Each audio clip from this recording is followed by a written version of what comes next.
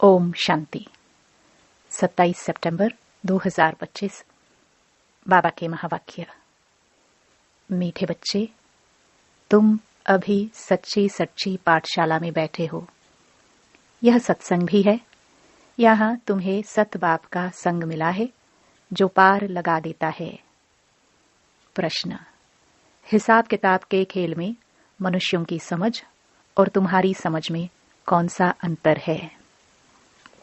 उत्तर। मनुष्य समझते हैं यह जो दुख सुख का खेल चलता है, यह दुख सुख सब परमात्मा ही देते हैं। और तुम बच्चे समझते हो कि यह हरेक के कर्मों के हिसाब का खेल है। बाप किसी को भी दुख नहीं देते, वह तो आते ही हैं सुख का रास्ता बताने। बाबा कहते हैं, बच्चे, मैंने किसी को भी दुखी नहीं किया है, यह तो तुम्हारे ही कर्मों का फल है। गीत इस पाप की दुनिया से। ओम शांति। मीठे मीठे रूहानी बच्चों ने गीत सुना। किसको पुकारते हैं? बाप को। बाबा आकर इस पाप की कलयुगी दुनिया से सतयुगी पुण्य की दुनिया में ले चलो। अभी जीवात्माएं सब कलयुगी हैं, उन्हों की बुद्धि ऊपर जाती है। बाप कहते हैं, मैं जो हूं, जैसा हूं, ऐसा कोई नहीं जानते हैं। ऋषि मुनि आदि भी कहते हैं, हम रचयिता मालिक अर्थात बेहद के बाप और उनकी बेहद की रचना के आदि मध्य अंत को नहीं जानते हैं। आत्माएं जहां रहती है वह है ब्रह्म महातत्व, जहां सूर्य चांद नहीं होते हैं, न मूल वतन न सूक्ष्म वतन में। बाकी इस मांडवे में तो बिजलियां आदि सब चाहिए ना, तो इस मांडवे को बिजली मिलती है। रात को चांद सितारे, दिन में सूर्य, यह है बत्तियां। इन बत्तियों के होते हुए भी अंधियारा कहाँ जाता है? रात को तो फिर भी बत्ती जलानी पड़ती है। सतयुग त्रेता को कहाँ जाता है? दिन। और भक्ति मार्ग को कहाँ जाता है? रात। यह भी समझ की बात है। नई दुनिया सो पुरानी जरूर बनेगी, फिर नई होगी तो पुरानी का जरूर विनाश होगा। यह है बेहद की दुनिया। मकान भी कोई बहुत बड़े बड़े होते हैं, राजाओं आदि के। यह है बेहद का घर। मांडवा अथवा स्टेज, इनको कर्म क्षेत्र भी कहा जाता है। कर्म तो जरूर करना होता है। सब मनुष्यों के लिए यह कर्म क्षेत्र है। सबको कर्म करना ही है, पाठ बजाना ही है। पाठ हर एक आत्मा को पहले से मिला हुआ है। तुम्हारे में भी कोई है जो इन बातों को अच्छी रीति से समझ सकते हैं। वास्तव में यह गीता पाठशाला है। पाठशाला में कभी बूढ़े आदि पढ़ते हैं क्या? यहाँ तो बूढ़े जवान आदि सब पढ़ते हैं। वेदों की पाठशाला नहीं कहेंगे। वहाँ कोई भी एम ऑब्जेक्ट होती नहीं है। हम इतने वेद शास्त्र आदि पढ़ते हैं, इनसे क्या बनेंगे वह जानते नहीं। कोई भी जो सत्संग है, एम ऑब्जेक्ट कुछ नहीं है। अब तो उनको सत्संग कहने से लज्जा आती है। सत तो एक बाप ही है, जिसके लिए कहा जाता है संग तारे कुसंग बोरे। कुसंग कलयुगी मनुष्यों का, सत का संग तो एक ही है। अभी तुमको वंडर लगता है, सारे सृष्टि के आदि मध्य अंत का ज्ञान कैसे बाप देते हैं। तुमको तो खुशी होनी चाहिए। तुम सच्ची सच्ची पाठशाला में बैठे हो। बाकी सब हैं झूठी पाठशालाएं। उन सत्संगों आदि से कुछ भी बनकर निकलते नहीं। स्कूल कॉलेज आदि से फिर भी कुछ बनकर निकलते हैं, क्योंकि पढ़ते हैं। बाकी कहाँ भी पढ़ाई नहीं है। सत्संग को पढ़ाई नहीं कहेंगे।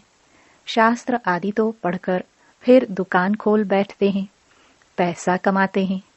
ग्रंथ थोड़ा सीखकर गुरुद्वारा खोल बैठ जाते हैं।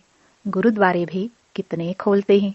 गुरु का द्वार अर्थात घर कहेंगे ना, फाटक खुलता है, वहां जाकर शास्त्र आदि पढ़ते हैं। तुम्हारा गुरुद्वारा है मुक्ति और जीवन मुक्ति धाम, सतगुरुद्वार। सतगुरु का नाम क्या है? अकाल मूर्त। सतगुरु को अकाल मूर्त कहते हैं। वह आकर मुक्ति जीवन मुक्ति का द्वार खोलते हैं। अकाल मूर्त है ना, जिसको काल भी खा नहीं सकता। आत्मा है ही बिंदी, उनको काल कैसे खाएगा। वह आत्मा तो शरीर छोड़कर भाग जाती है। मनुष्य समझते थोड़े ही हैं कि एक पुराना शरीर छोड़ फिर जाए दूसरा लेगी, फिर इसमें रोने की क्या दरकार है। यह तुम जानते हो, ड्रामा अनादि बना हुआ है, हर एक को पाठ बजाना ही है। बाप ने समझाया है, सतयुग में है नष्टो मोहा। मोह जीत की भी कहानी है ना।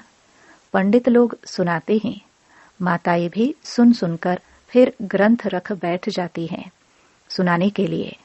बहुत मनुष्य जाकर सुनते हैं, उनको कहा जाता है कनरस।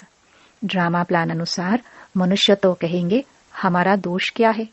बाप कहते हैं, तुम हमको बुलाते हो कि दुख की दुनिया से ले जाओ। अब मैं आया हूं तो मेरा सुनना चाहिए ना। बाप बच्चों को बैठ समझाते हैं, अच्छी मत मिलती है तो वह लेनी चाहिए ना। तुम्हारा भी कोई दोष नहीं है, यह भी ड्रामा था। राम राज्य रावण राज्य का खेल बना हुआ है। खेल में कोई हार जाते हैं तो उनका दोष थोड़े ही है। जीत और हार होती है, इसमें लड़ाई की बात नहीं। तुमको बादशाही थी, यह भी आगे तुमको मालूम नहीं था। अभी तुम समझते हो, जो सर्विसेबल है, जिसका नाम वाला है। दिल्ली में सबसे नामी ग्रामी समझाने वाला कौन है, तो झट नाम लेंगे जगदीश का। तुम्हारे लिए मैगजीन भी निकालते हैं, उसमें सब कुछ आ जाता है। अनेक प्रकार की पॉइंट्स लिखते हैं, ब्रिजमोहन भी लिखते हैं। लिखना कोई मासी का घर थोड़ी है। जरूर विचार सागर मंथन करते हैं, अच्छी सर्विस करते हैं। कितने लोग पढ़कर खुश होते हैं, बच्चों को भी रिफ्रेशमेंट मिलती है।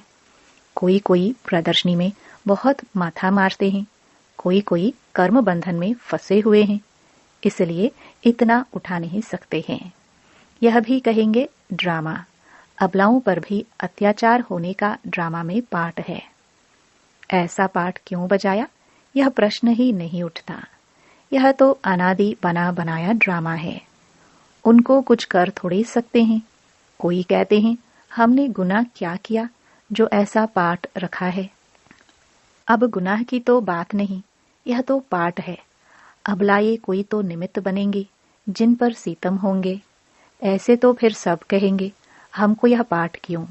नहीं, यह बना बनाया ड्रामा है। पुरुषों पर भी अत्याचार होते हैं। इन बातों में सहनशीलता कितनी रखनी पड़ती है। बहुत सहनशीलता चाहिए। माया के विघ्न तो बहुत पड़ेंगे। विश्व की बादशाही लेते हो तो कुछ मेहनत करनी पड़े। ड्रामा में आपदाएं खिटपिट आदि कितनी है। अबलाओं पर अत्याचार लिखा हुआ है। रक्त की नदियां भी बहेंगी, कहाँ भी सेफ्टी नहीं रहेगी। अभी तो सुबह को क्लास आदि में जाते हो सेंटर्स पर, वह भी समय आएगा जो तुम बाहर निकल भी नहीं सकेंगे। दिन प्रतिदिन जमाना बिगड़ता जाता है और बिगड़ना है। दुख के दिन बहुत जोर से आएंगे। बीमारी आदि में दुख होता है तो फिर भगवान को याद करते पुकारते हैं। अभी तुमको मालूम है, बाकी थोड़े दिन है, फिर हम अपने शांति धाम सुख धाम जरूर जाएंगे। दुनिया को तो यह भी पता नहीं है। अभी तुम बच्चे फील करते हो ना। अभी बाप को पूरी रीति जान गए हैं। यह सब तो समझते हैं परमात्मा लिंग है। शिवलिंग की पूजा भी करते हैं। तुम शिव के मंदिर में जाते थे, कभी यह ख्याल किया कि शिवलिंग क्या चीज है। जरूर यह जड़ है तो चैतन्य भी होगा। यह सब क्या है, भगवान तो रचता है ऊपर में। उनकी निशानी है सिर्फ पूजा के लिए। पूज्य होंगे तो फिर यह चीजें नहीं होंगी। शिव काशी के मंदिर में जाते हैं, किसको पता थोड़ी है भगवान निराकार है। हम भी उनके बच्चे हैं। बाप के बच्चे होकर फिर हम दुखी क्यों हैं, विचार करने की बात है ना। आत्मा कहती है हम परमात्मा की संतान हैं, फिर हम दुखी क्यों हैं। बाप तो है ही सुख देने वाला। बुलाते भी हैं, हे भगवान हमारे दुख मिटाओ। वह कैसे मिटाए, दुख सुख यह तो अपने कर्मों का हिसाब है। मनुष्य समझते हैं सुख का एवजा सुख, दुख का एवजा दुख परमात्मा ही देते हैं, उन पर रख देते हैं। बाप कहते हैं मैं कभी दुख नहीं देता हूं, मैं तो आधा कल्प के लिए सुख देकर जाता हूं। यह फिर सुख और दुख का खेल है। सिर्फ सुख का ही खेल होता फिर तो यह भक्ति आदि कुछ ना हो। भगवान से मिलने के लिए ही यह भक्ति आदि सब करते हैं ना। अब बाप बैठ सारा समाचार सुनाते हैं। बाप कहते हैं तुम बच्चे कितने भाग्यशाली हो। उन ऋषि मुनियों आदि का कितना नाम है। तुम हो राज ऋषि, वह है हठयोग ऋषि। ऋषि अर्थात पवित्र। तुम स्वर्ग के राजा बनते हो तो पवित्र जरूर बनना पड़े। सतयुग त्रेता में जिनका राज्य था उनका ही फिर होगा, बाकी सब पीछे आएंगे। तुम अभी कहते हो हम श्रीमत पर अपना राज्य स्थापन कर रहे हैं। पुरानी दुनिया का विनाश होने में भी समय तो लगेगा ना। सतयुग आना है, कलयुग जाना है। कितनी बड़ी दुनिया है। एक एक शहर मनुष्यों से कितना भरा हुआ है। धनवान आदमी दुनिया का चक्कर लगाते हैं, परंतु यहाँ सारी दुनिया को कोई देख ना सके। हाँ, सतयुग में देख सकते हैं, क्योंकि सतयुग में है ही एक राज्य। इतने थोड़े राजाए होंगे। यहाँ तो देखो कितनी बड़ी दुनिया है। इतनी बड़ी दुनिया का चक्कर कौन लगाए। वहां तुमको समुद्र में जाने का नहीं है। वहां सिलोन बर्मा आदि होंगे? नहीं, कुछ भी नहीं। यह कराची नहीं होगी। तुम सब मीठी नदियों के किनारे पर रहते हो। खेती बाड़ी आदि सब होती है। सृष्टि तो बड़ी है। मनुष्य बहुत थोड़े रहते हैं, फिर पीछे वृद्धि होती है। फिर वहां जाकर अपना राज्य स्थापन किया। धीरे धीरे हप करते गए, अपना राज्य स्थापन कर दिया। अभी तो सबको छोड़ना पड़ता है। एक भारत ही है जिसने किसी का भी राज्य छीना नहीं है, क्योंकि भारत असल में अहिंसक है ना। भारत ही सारी दुनिया का मालिक था और सब पीछे आए हैं जो टुकड़े टुकड़े लेते गए हैं। तुमने कोई को हप नहीं किया है, अंग्रेजों ने हप कर लिया है। तुम भारतवासियों को तो बाप विश्व का मालिक बनाते हैं। तुम कहाँ गए थोड़े हो। तुम बच्चों की बुद्धि में यह सारी बातें हैं। बूढ़ी माताएं तो इतना सब समझ ना सके। बाप कहते हैं अच्छा है जो तुम कुछ भी पढ़ी नहीं हो। पढ़ा हुआ सब बुद्धि से निकालना पड़ता है। एक बात सिर्फ धारण करनी है। मीठे बच्चे, बाप को याद करो। तुम कहते भी थे ना बाबा आप आएंगे तो हम वारी जाएंगे, कुर्बान जाएंगे। तुम्हें फिर हमारे पर कुर्बान जाना है। लेन देन होती है ना। शादी के टाइम स्त्री पुरुष एक दो के हाथ में नमक देते हैं। बाप को भी कहते हैं हम पुराना सब कुछ आपको देते हैं। मरना तो है, ये सब खत्म होना है। आप हमको फिर नई दुनिया में देना। बाप आते ही हैं सबको ले जाने। काल है ना। सिंध में कहते थे यह कौन सा काल है जो सबको भगाकर ले जाते हैं। तुम बच्चे तो खुश होते हो, बाप आते ही हैं ले जाने। हम तो खुशी से अपने घर जाएंगे। सहन भी करना पड़ता है। अच्छे अच्छे बड़े बड़े घर की माताएं मारे खाती हैं। तुम सच्ची कमाई करते हो। मनुष्य थोड़े ही जानते हैं वह है ही कलयुगी शूद्र संप्रदाय। तुम हो संगमयुगी पुरुषोत्तम बन रहे हो। जानते हो पहले नंबर में पुरुषोत्तम यह लक्ष्मी नारायण है ना। फिर डिग्री कम होती जाएगी, ऊपर से नीचे आते रहेंगे, फिर आहिस्ते आहिस्ते गिरते रहेंगे। इस समय सब गिर चुके हैं। झाड़ पुराना हो चुका है, तना सड़ गया है। अब फिर स्थापना होती है। फाउंडेशन लगता है ना। कलम कितना छोटा होता है, फिर उनसे कितना बड़ा झाड़ बढ़ जाता है। यह भी झाड़ है। सत्युग में बहुत छोटा झाड़ होता है। अब कितना बड़ा झाड़ है। वैरायटी फूल कितने हैं मनुष्य सृष्टि के।